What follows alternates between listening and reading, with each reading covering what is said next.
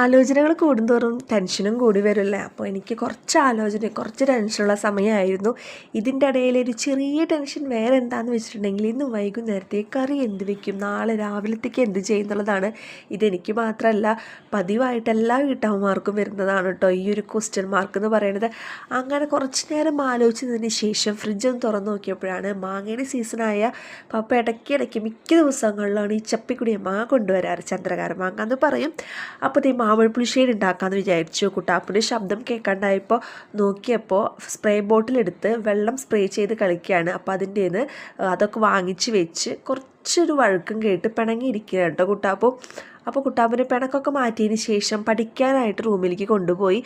ഇനിയിപ്പോൾ അധികം നാളില്ല annual exam start ചെയ്യാനായിട്ട്. അപ്പോൾ സ്കൂളിലൊക്കെ റിവിഷൻ തുടങ്ങി. അപ്പോൾ റിവിഷൻ്റെ ഒപ്പം തന്നെ പോകാമെന്നാണ് ഞാൻ പ്ലാൻ ചെയ്തിരിക്കുന്നത്. പക്ഷേ ഇപ്രാവശ്യം എല്ലാ സബ്ജക്ട്സും റൈറ്റിംഗ് ആണ്. EVS സെക്കൻഡ് ടൈം മുതൽ റൈറ്റിംഗ് സ്റ്റാർട്ട് ചെയ്തിട്ടുണ്ട്. അപ്പോൾ ഇത്തിരി ഫാസ്റ്റുമായിരുന്നു തേർഡ് ടേം. അപ്പോൾ എന്തായാലും അവനെ കുറച്ച് അധികം നേരം ഇരുത്തി പഠിപ്പിച്ചാലാ കാര്യങ്ങളൊക്കെ നടക്കുള്ളൂ എന്ന് എനിക്കും തോന്നി. പക്ഷെ അവനും അറിയാം കേട്ടോ. അങ്ങനെ അടുക്കളയിൽ മാമ്പഴപ്പുളിശ്ശേരി റെഡി ആയിട്ടുണ്ട് കേട്ടോ. എനിക്ക് മാമ്പഴപ്പുളിശ്ശേരി എന്ന് വെച്ചാൽ ഭയങ്കര കൊതിയാണ് ഗൈസ്. ഇങ്ങനെ വെറുതെ ഇരുന്ന് തിന്നാനായിട്ട് കഴിഞ്ഞ കൊല്ലം മുതലാണ് കേട്ടോ ഞാൻ ഈ മാമ്പഴപ്പുളിശ്ശേരി വെച്ച് തുടങ്ങിയത്. എനിക്ക് മാമ്പഴപ്പുളിശ്ശേരി എന്ന് വെച്ചാൽ ഞാനും പപ്പി മാത്രമേ ഇത് കൂട്ടുള്ളൂ, അത് വേറെ കാര്യം. അതിനുശേഷം ഞാൻ കുട്ടാപ്പുവിനെ ഒന്ന് ബ്രേക്ക് എടുപ്പിച്ച് തുണികളൊക്കെ അതിൻ്റെ ഇടയിൽ മടക്കി വെച്ചു. പിന്നെ കുട്ടാപ്പു എൻ്റെ അടുത്ത് വന്ന് കീബോർഡ് വായന തുടങ്ങി.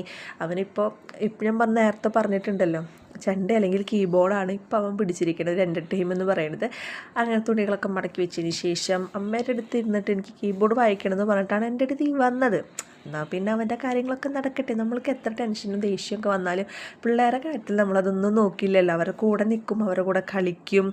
അപ്പോൾ ഈ കുട്ടാപ്പു ചെറുതായിട്ടൊന്ന് കൊഞ്ചിയാണ് കേട്ടോ എൻ്റെ അടുത്തേക്ക് വന്നത്.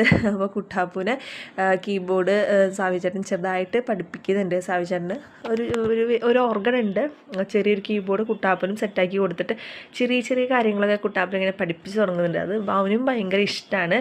അവനിങ്ങനെ ചെയ്ത് കാണുമ്പോൾ ഞങ്ങൾക്കും ഭയങ്കര സന്തോഷമാണ്. അപ്പോൾ കുട്ടാപ്പു ഇങ്ങനെ ഇടയ്ക്കിടയ്ക്ക് ഞങ്ങളുടെ അടുത്ത് വന്ന് ഞാൻ കേൾപ്പിച്ച് തരാം, ഞാൻ പഠിച്ചത് വായിച്ച് തരാം എന്നൊക്കെ പറഞ്ഞിട്ട് ഇങ്ങനെ പ്ലേ ചെയ്തുകൊണ്ട് നിൽക്കും കേട്ടോ. കുറേ കയ്യിൽ സെറ്റ് ചെയ്ത കരോക്കെയും കേൾപ്പിച്ച് തരും. പക്ഷെ അവന് ഇഷ്ടമാണ് ഇങ്ങനത്തെ കാര്യങ്ങളൊക്കെ ചെയ്യാനായിട്ട്. അപ്പോൾ ഞങ്ങൾ വിചാരിച്ചിട്ടുണ്ട് സ്കൂളിൽ ഇപ്പോൾ 1ാം ക്ലാസ് മുതൽ എക്സ്ട്രാ കരിക്കുലർ ആക്ടിവിറ്റീസ് ഉണ്ടാവുമല്ലോ. അപ്പോൾ ഇതിലും ഒന്നിൽ ഈ ഇൻസ്ട്രുമെൻറ്റ്സ് പഠിക്കാനായിട്ട് ചേർത്തണം എന്ന് വിചാരിച്ചിട്ടുണ്ട്. നോക്കട്ടെ എങ്ങനെയാണ് എന്നുള്ളത്. കുറച്ച് കാര്യങ്ങളിൽ എൻഗേജ്ഡ് ആകുമ്പോൾ നമ്മുടെ ടെൻഷനൊക്കെ പതിയെ മാറും, പ്രത്യേകിച്ച് കുട്ടികളുടെ കാര്യത്തിൽ.